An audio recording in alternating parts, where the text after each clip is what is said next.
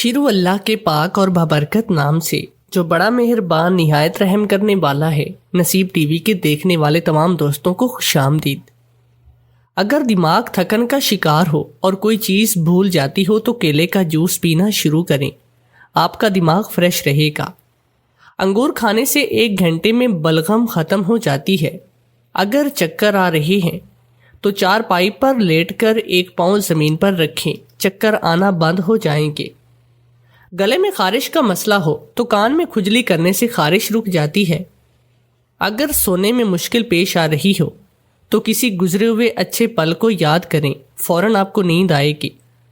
جو انسان کمزور ہو، ورزش کرنے سے کمزوری دور ہو جاتی ہے۔ ادرک کھانے سے پٹھوں کو طاقت ملتی ہے۔ بند گوبھی کھانے سے موٹاپا کم ہوتا ہے۔ خارش والی جگہ پر پیاز کا رس لگانے سے آرام آ جاتا ہے۔ لہسن کھانے سے بند حیض جاری ہو جاتا ہے۔ دوپہر کے وقت قہوہ پینے سے دماغ تیز ہوتا ہے۔ آنکھیں خراب ہو جائیں تو ناریل کا تیل ڈالیں۔ کلونجی کا تیل گرم کر کے سر میں لگانے سے سر درد سے آرام مل جاتا ہے۔ نہار منہ کیلا کھانے سے بے چینی ختم ہو جاتی ہے۔ حمل کے دوران گرم چیز کھانے سے بچہ کمزور پیدا ہوتا ہے۔ رات کو تنگ کپڑے پہن کر سونے سے قبض کی بیماری ہوتی ہے۔ تیز مرچیں کھانے سے پخانہ کرتے وقت درد محسوس ہوتا ہے۔ بوڑھے افراد مچھلی کا زیادہ استعمال نہ کیا کریں، اس سے نظر کم ہوتی ہے۔ نہار منہ کچا ٹماٹر کھانے سے لیکوریا کی بیماری نہیں ہوتی۔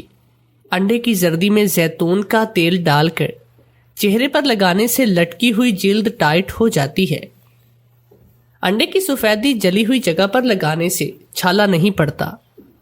کچی ادرک نہار منہ چبانے سے چھاتیاں خوبصورت ہوتی ہے۔ زیتون کا تیل جسم پر لگانے سے جسم 40 دن تک شیطان سے محفوظ رہتا ہے۔ مچھلی کھا کر گرم پانی پینے سے غسل کرنے سے طاقت ملتی ہے۔ کھانا کھانے سے پہلے نمک چکھ لینے سے منہ پر دانے نہیں بنتے۔ زیرے کو ہمیشہ بھون کر رکھنے سے کیڑا نہیں لگتا۔ چاول ابالتے وقت سرکہ ڈالنے سے چاول الگ الگ رہتے ہیں۔ لیموں کو گرم کر کے نچوڑنے سے رس زیادہ نکلتا ہے۔ رات کو کچا پیاز کھانے سے بواسیر ہو جاتی ہے۔ سوتے وقت مونگ پھلی کھانے سے دمہ کی بیماری ہو جاتی ہے۔ رات کو چاول کھانے سے پیٹ کی چربی بڑھتی ہے۔ ملٹھی کی جڑ چوسنے سے کھانسی رک جاتی ہے۔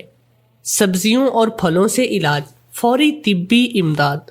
بھاپ کی جلن، اگر ہاتھ یا جسم کا کوئی حصہ بھاپ سے جل جائے تو کچا آلو پیس کر لگا دیں، چند منٹوں میں ہی کافی آرام محسوس ہوگا۔ کچے آلو لگانے سے جلن میں کمی آ جائے گی۔ زیادہ چھینکیں روکنے کے لیے سبز دھنیا سونگھنے سے زیادہ چھینکیں آنا بند ہو جائیں گی۔ آدھے سر کے درد کا علاج، لیموں کے چھلکے پیس کر سر اور پیشانی پر ملنے سے آدھے سر کا درد جاتا رہتا ہے۔ یا پھر تھوڑے سے تازہ پیسے ہوئے لہسن میں تھوڑا سا شہد ملا لیں۔ شہد اور لہسن کی مقدار برابر ہو اور جس جانب درد ہو اس طرف کن پٹی پر لیپ کی طرح لگائیں۔ درد میں فوری فاقہ ہوگا۔ معدے کا السر، 2 عدد کچے کیلے لیں اور چھلکا اتار کر کیلے کو دھوپ میں سکھا لیں اور پھر کوٹ کر سفوف بنائیں۔ خالی پیٹ آدھا چائے کے چمچ پانی کے ساتھ 4 دن تک کھائیں، آپ کو افاقہ ہوگا۔ الرجی کا خاتمہ، الرجی کسی طرح کی ہو، اگر بند گوبھی روزانہ خالی پیٹ 50 گرام سلاد یا ایسے ہی کھائیں تو 20 دن کھانے سے آپ کی الرجی ختم ہو جائے گی۔ ہچکیاں بند کرنا، گنڈیریاں چوسنے سے ہچکیاں آنا بند ہو جاتی ہیں۔ پیٹ کا درد، کچی ادرک اگر ہر کھانے میں اوپر سے شامل کر لی جائے تو پیٹ کے درد اور پیٹ کے ابھار کے یہ بہت مفید ہے۔ دل کی گھبراہٹ، سیب اور گاجر کا مربع دل کے لیے بہت مفید ہے۔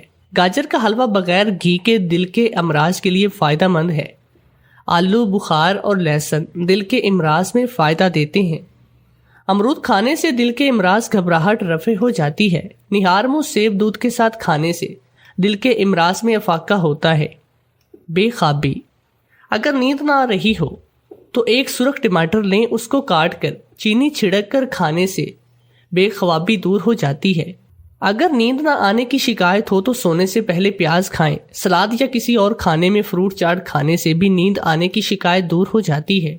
مرگی کا مرض، سفید پیاز کے ارک کے چند قطرے مرگی کے مریض کی ناک میں ڈال دیں، اس سے مریض کو فوری آرام آئے گا۔ گردے کا درد، کھیرا، ککڑی اور تربوز کھانے سے درد گردہ کا مرض انسان کے قریب نہیں آتا۔ پیاز کا رس 25 گرام صبح نہار منہ پیتے رہنے سے گردے کی پتھری ریزہ ریزہ ہو کر خارج ہوتی ہے۔ منہ کے چھالے، سبز دھنیا لے کر اس کا ارک نکالیں اور چھالوں پر لگائیں، چھالے دور ہو جائیں گے۔ دبلا پن دور کرنے کے لیے روزانہ 25 گرام منکا کھانا چاہیے یا روزانہ 3 یا 4 کیلے کھائیں۔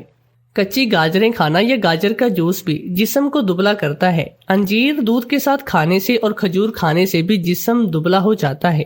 آواز بیٹھ جائے، تھوڑی سی ادرک چبائیں تو آواز ٹھیک ہو جائے گی۔ ادرک کے رس میں شہد ملا کر کھانے سے بھی گلا ٹھیک ہو جاتا ہے یا ادرک کی چائے پی لیں۔ کمر کا درد، سبزی اور گوشت کے ساتھ ادرک کا استعمال کمر کے درد سے نجات دیتا ہے۔ فالج، کریلے کا کثرت سے استعمال فالج کے مریضوں کے لیے مفید ہے۔ تو دوستو اب چلتے ہیں آج کی انٹرسٹنگ اور سبق آموز کہانی کی جانب۔ میرا شوہر رنگ ساز تھا اور ساری رات کپڑے رنگتا رہتا۔ مجھے کہتا کہ اگر میرے کسی کام کو ہاتھ لگایا تو میں تمہیں طلاق دوں گا۔ مجھے ہر عورت عجیب نظروں سے گھورتی۔ میں مزید حیران ہوتی، سب کہتے کہ شوہر جس کے بھی کپڑے رنگتا وہ عورت کو طلاق ہو جاتی۔ مجھے اس بات پر یقین نہیں آیا۔ ایک رات میں نے چوری سے اپنے کپڑے شوہر کے رنگنے والے کپڑوں میں رکھ دیے تاکہ دیکھوں تو صحیح کہ ہوتا کیا ہے، لیکن اگلے ہی لمحے مجھ پر آفت ٹوٹ پڑی جب میں سبزی کے تھیلے اٹھائے بازار سے گھر لوٹ رہی تھی۔ گرمی کی وجہ سے میرا سارا جسم پسینے سے شرابور ہو گیا تھا۔ میں اپنی گلی میں داخل ہوئی تھی کہ مجھے دیکھ کر گلی کے کونے والے مکان کے دروازے پر کھڑی عورت کے چہرے پر عجیب سے تاثرات آئے تھے، اور جیسے ہی اس کے دروازے کے قریب پہنچی تو اس نے میرے منہ پر زوردار طریقے سے دروازہ بند کر دیا۔ میں حیران رہ گئی، بھلا ایسا بھی کیا ہو گیا ہے کہ انہوں نے میرے ساتھ اس قدر بد تہذیبی کا مظاہرہ کیا، جبکہ میرا ارادہ تو ان کے ساتھ سلام دعا کرنے کا تھا۔ میں اس علاقے میں نئی تھی کیونکہ یہاں پر میری شادی ہوئی تھی اور میں وہیں پر آئی تھی، اور ابھی میری شادی کو مہینہ ہی ہوا تھا۔ میں زیادہ لوگوں کو جانتی نہ تھی اور سلام دعا کے ذریعے پاس پڑوس سے جان پہچان کرنا چاہتی تھی۔ اگلے دن گلی کے ایک گھر میں محفل میلاد کی تقریب منعقد ہوئی تو میں بھی اس میں شرکت کرنے کے بارے میں سوچا تھا۔ میں گلی والوں سے ملاقات کر سکوں اور اسی ارادے سے میلاد کی تقریب میں چلی گئی۔ وہاں بیٹھی ایک عورت نے مجھ سے پوچھا، تم رنگ ساز شاہد کی بیوی ہو نا؟ میں نے مسکرا کر ہاں میں جواب دیا تو اچانک ہی ان کے چہرے کے تاثرات بھی بدل گئے۔ وہاں بیٹھی عورتوں میں عجیب سی چہ مگوئیاں شروع ہو گئی۔ وہ سب مجھے دیکھ کر آہستہ آہستہ آپس میں کچھ باتیں کر رہی تھی۔ مجھے ان کی باتوں کی آواز نہیں آ رہی تھی، لیکن ان سب کے چہرے کے تاثرات نے مجھے یہ باور کروا دیا تھا کہ جو بھی تھا وہ کچھ اچھا نہیں تھا۔ میرا دل اچانک ہی محفل سے چاٹ ہو گیا اور میں خاموشی سے گھر واپس اپنے گھر چلی آئی۔ محلے والیوں کا رویہ میرے لیے بالکل ہی سمجھ سے باہر تھا، لیکن میں یہ بات کس سے پوچھتی؟ میرا شوہر ایک رنگ ساز تھا اور وہ ساری رات کپڑے رنگا کرتا تھا اور سارا دن سویا پڑا رہتا اور سارے گھر کے کام کاج میں خود ہی نپٹایا کرتی تھی۔ میرے گھر والوں نے میری شادی ایک رشتے والے کے توسط سے کی تھی۔ میرے ابا ایک غریب مزدور تھے اور ہمارے گھر کے حالات بھی بہت ہی زیادہ خراب تھے۔ غریبی نے میری خوبصورتی بھی کھا لی اور میرے لیے رشتے آئے ہی نہ تھے۔ مجبوراً ابا نے اپنی ایک جانے والی رشتے کرانے والی سے کہہ کر میرے لیے رشتے دیکھنے شروع کر دیے، کیونکہ جیسے جیسے وقت گزر رہا تھا میرے بالوں میں چاندی اترنے لگی تھی۔ میں 28 برس کی ہو رہی تھی اور ابھی تک اپنے باپ کی دہلیز پر بیٹھی ہوئی تھی۔ ہر لڑکی کی طرح میں بھی اپنے پیا کے آنگن میں زندگی گزارنا چاہتی تھی، لیکن غریبی نے تو میرے تمام ارمان مار دیے تھے۔ میں نے تو وقت کے ساتھ ساتھ خواب دیکھنا بھی چھوڑ دیے تھے، کیونکہ میں جان گئی تھی کہ یہ خواب ہم غریبوں کی آنکھوں میں زخم بن کر چبھتے ہیں اور امیروں کی آنکھوں کی ٹھنڈک بن جاتے ہیں۔ رشتہ کرانے والی نے کئی رشتے دکھائے اور پھر ابا کو شاہد کا رشتہ میرے لیے سمجھ میں آیا، کیونکہ اس کی عمر زیادہ نہ تھی اور اس کا اپنا کام تھا۔ سب سے بڑھ کر یہ کہ شاہد کے آگے پیچھے کوئی نہیں تھا، وہ اکیلا رہتا اور اس کا گھر بھی ذاتی تھا۔ ابا کو لگا کہ شاہد سے بہتر میرے لیے کوئی اور نہیں ہو سکتا، اور جیسے ہی شاہد کے ساتھ رشتے کی بات ہوئی تو ابا کو وہ بھی پسند آ گیا۔ شاہد ایک سیدھا سادہ انسان تھا، اس نے سادگی سے ہی شادی کرنے کو ترجیح دی اور میں رخصت ہو کر اس کے آنگن میں ہمیشہ کے لیے چلی آئی تھی۔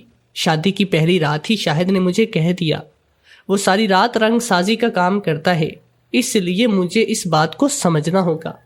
وہ مجھے رات کو زیادہ وقت نہیں دے سکا۔ میں نے ایک اچھی اور فرما بردار بیوی کی طرح اس کی بات کو اپنے پلو سے باندھ لیا تھا۔ میں اس بات کو لے کر اسے کبھی پریشان نہیں کروں گی اور نہ ہی کبھی اس کے کام میں دخل دوں گی۔ شاہد واقعی میں ایک سیدھا سادہ اور کم گو انسان تھا۔ وہ مجھ سے بہت کم بات کرتا، لیکن وہ میرا خیال ضرور رکھتا تھا۔ ابا کے گھر میں 2 وقت کی روٹی بھی بہت مشکل سے ملتی، لیکن شاہد کے گھر آنے کے بعد یہ مشکل ختم ہو گئی اور میں ایک اچھی زندگی گزار رہی تھی۔ شاہد کے اماں ابا کا بہت پہلے انتقال ہو چکا تھا۔ اس کے بہن بھائی اس سے الگ رہتے تھے۔ وہ سب شادی کر کے اپنی زندگیوں میں آباد تھے اور ان کا شاہد سے کوئی ناتا نہیں تھا۔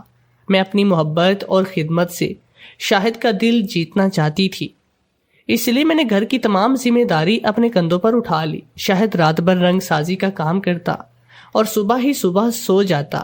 گھر کا سودا سلف لانے سے لے کر بل بھرنے تک تمام کام میں خود ہی سر انجام دیتی تھی۔ میں چاہتی تھی کہ شاہد کو کبھی میری وجہ سے تکلیف نہ ہو اور اسی لیے میں اس بات کا پورا خیال رکھتی تھی۔ پچھلے کچھ دنوں سے موسم بدلنے کی وجہ سے شاہد کو ہلکا بخار ہو رہا تھا۔ ویسے بھی وہ ساری رات جاگ کر آنگن میں کپڑوں کو رنگا کرتا۔ میرے لاکھ کہنے کے باوجود بھی شاہد اپنی دوا نہیں لایا۔ اسی طرح بخار کی حالت میں کام کرتا رہا اور اگلے دن اس کا بخار بہت ہی زیادہ تیز ہو گیا۔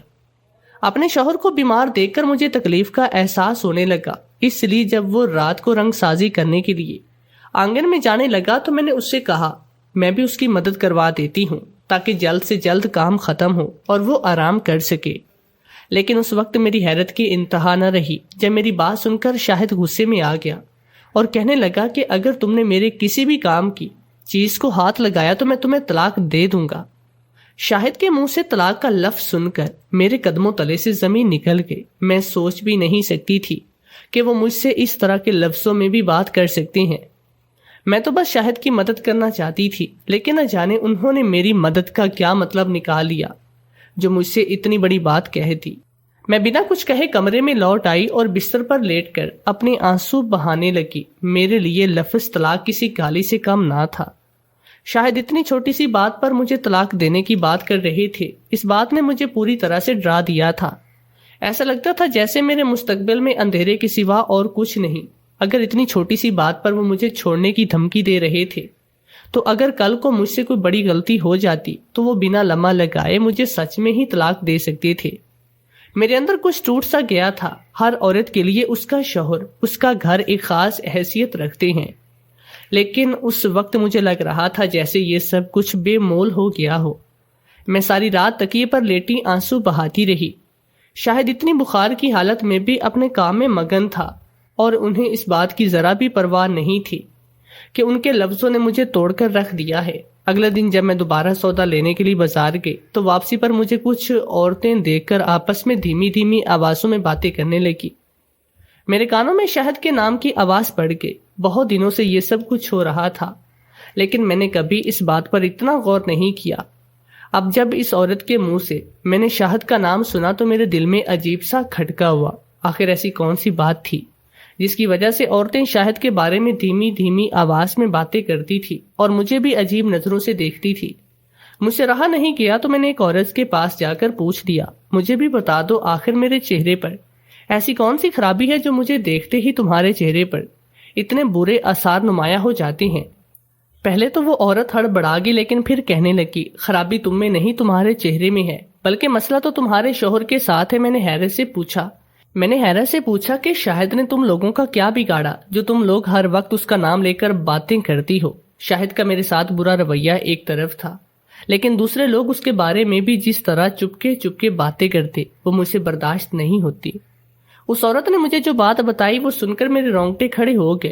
وہ کہنے لگی کہ تمہارا رنگ ساز شوہر جس عورت کے کپڑے رنگتا ہے اس بیچاری کی طلاق ہو جاتی ہے۔ جو لوگ اس حقیقت سے واقف نہیں ہیں وہی تمہارے شوہر کو کپڑے رنگنے کے لیے دیتے ہیں۔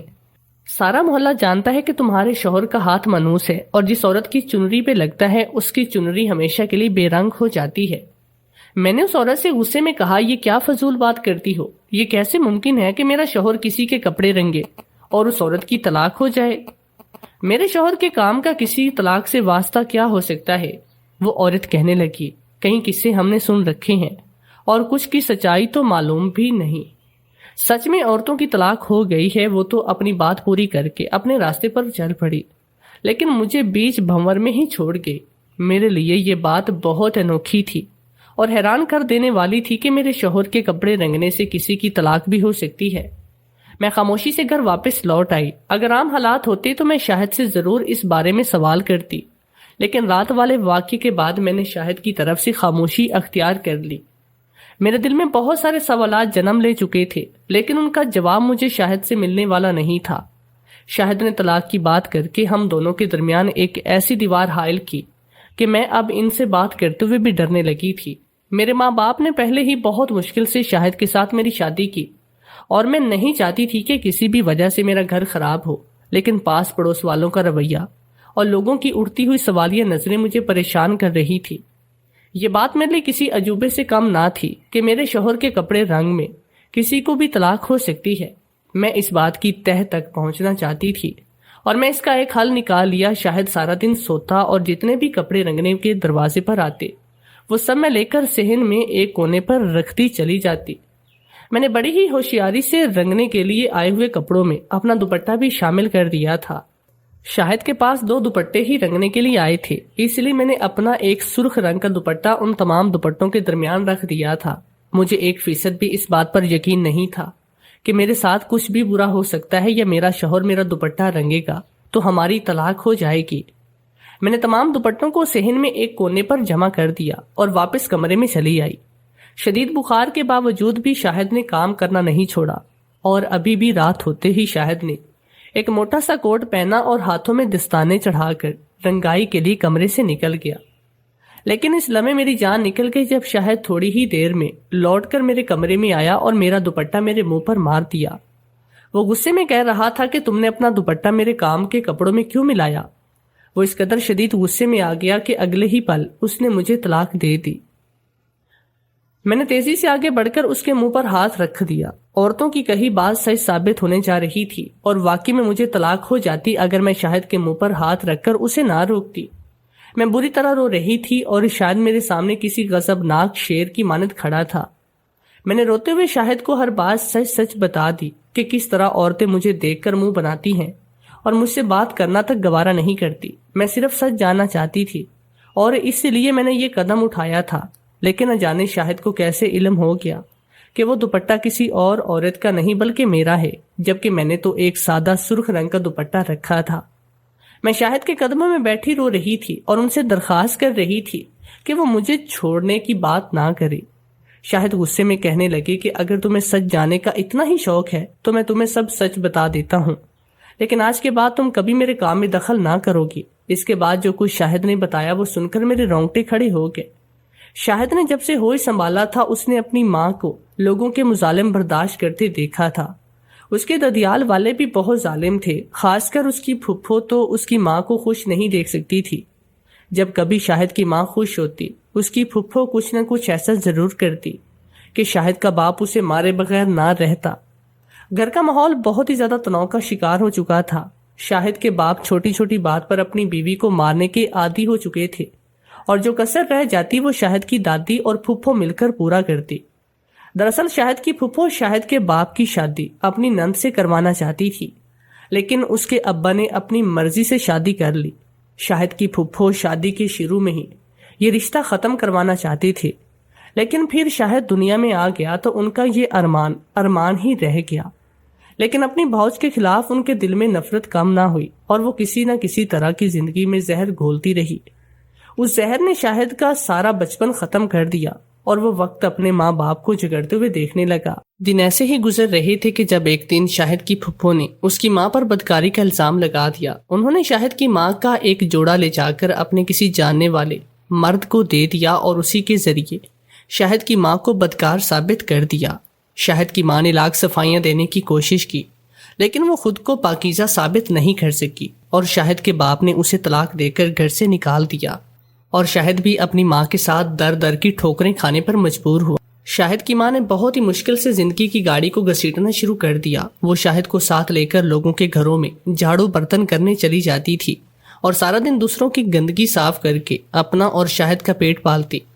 شاہد کے دل میں بچپن سے ہی اپنے ددیال والوں کے لیے نفرت بھر کے، کیونکہ اس نے اپنی ماں کو بہت ہی کم عمری سے مار کھاتے ہوئے دیکھا تھا، اس لیے جیسے جیسے وہ بڑا ہوتا گیا اس کے دل میں یہ نفرت بڑھتی چلی گئی۔ اس نے ٹھان لیا کہ وہ ایک دن ان تمام لوگوں سے بدلہ لے گا جن لوگوں کی وجہ سے اس کی ماں ایسی زندگی گزارنے پر مجبور ہوئی، اور گزرتا رہا اور شاہد نے رنگ کا کام شروع کر دیا۔ اس کے ددیال والے تو اب اس کا چہرہ بھی نہیں پہچانتے تھے، کیونکہ جب انہیں گھر سے نکالا گیا تو شاہد صرف 4 سال کا تھا، اس لیے شاہد اسی محلے میں آ کر آباد ہو گیا جہاں اس کے سارے ددیال والے تھے۔ اس کی رنگ سازی کا کام مشہور ہوتا گیا تو ایک دن اس کی پھپھو کے گھر سے بھی کچھ دوپٹے رنگنے کے لیے آئے تھے۔ وہ اپنی پھپھو کو بہت اچھی طرح سے پہچانتا تھا۔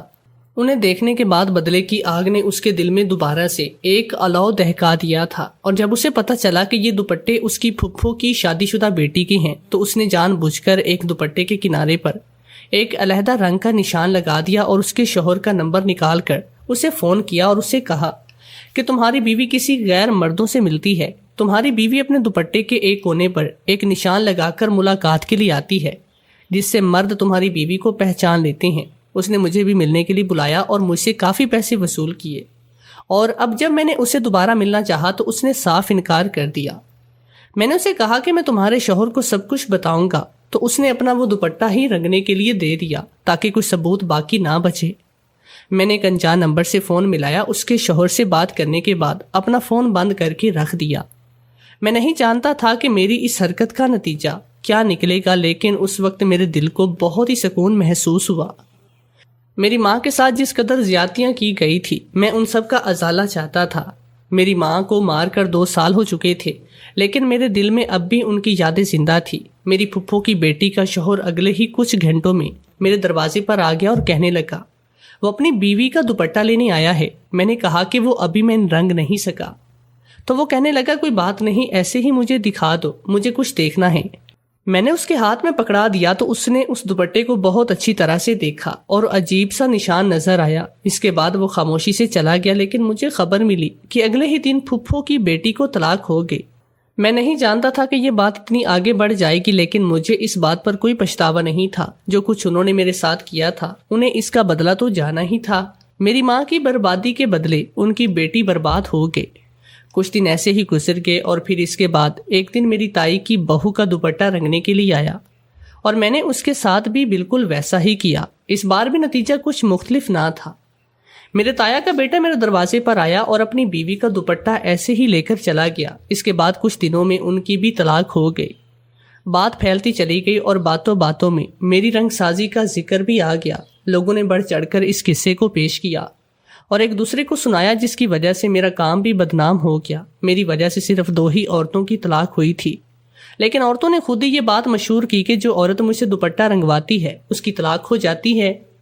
لیکن کیونکہ بہت ساری عورتوں کی طلاق نہیں ہوئی، اس لیے میرا کام پوری طرح بند نہیں ہوا، اور لوگ اب بھی مجھ پر بھروسہ کرتے تھے، لیکن محلے میں ضرور بدنام ہو گیا۔ اپنی تائی اور پھپھی کا گھر اجاڑ کر مجھے پوری طرح سے سکون آ گیا تھا، کیونکہ انہی 2 عورتوں کی وجہ سے میری زندگی اجڑ گئی تھی۔ میں نے تمہیں اپنے کام کو ہاتھ لگانے سے اس لیے منع کیا تھا کیونکہ دوپٹہ رنگنے کے لیے گرم پانی استعمال کیا جاتا ہے، اور تم میری مدد کرنے کے لیے ایسا کوئی کام نہ کر بیٹھو جس سے تمہیں نقصان اٹھانا پڑے۔ لیکن میں یہ بات تم سے محبت سے نہیں کہہ سکا۔ میں نے ساری زندگی نفرتوں کا بوجھ اٹھایا تھا، اور میری زبان سے اب میٹھے بول نکلنا بہت ہی مشکل تھے۔ آج بھی جب میں نے تمام دوپٹوں کے بیچ تمہارا دوپٹہ دیکھا تو مجھے بہت غصہ آیا۔ تم نے نہ جانے کیوں اپنا دوپٹہ بھی بیچ میں ڈال دیا تھا۔ مجھے لگ رہا تھا کہ محلے والوں نے تم سے کچھ نہ کچھ ضرور کہا ہے، جو تم نے بنا کچھ سچ پوچھے ہی مجھے یوں آزمانے کا فیصلہ کیا۔ حالات نے مجھے اتنا سنگ دل بنا دیا کہ میں فوراً ہی سخت فیصلہ کرنے لگتا ہوں۔ سچ تو یہ ہے کہ میں تم سے بہت زیادہ محبت کرتا ہوں، اور تمہیں کام کرنے کے لیے بھی اس لیے منع کرتا ہوں کیونکہ میں نہیں چاہتا کہ تمہیں کسی تکلیف کا سامنا کرنا پڑے۔ میں نے اپنی ساری زندگی اپنی ماں کو محنت اور مشقت کرتے دیکھا ہے، اور میں نہیں چاہتا کہ میری بیوی کو بھی اس طرح محنت مشقت کرنی پڑے، اس لیے میں سخت بیماری کے باوجود بھی کام نہیں چھوڑتا۔ شاہد کی باتوں نے مجھے حیران کر کے رکھ دیا، اور لوگوں کے رویے کا تو میں کیا ہی کہتی۔ شاہد کی وجہ سے 2 عورتوں کو طلاق ہوئی، اور اس بات کا مجھے بہت ہی افسوس ہوا تھا، لیکن ان کے اندر یہ تلخی زمانے نے بھری تھی۔ میں نے شاہد سے کہا بھی تھا کہ بس میرے ایک سوال کا جواب دے دیجئے، آپ کو کیسے پتا چلا کہ یہ دوپٹہ میرا ہے؟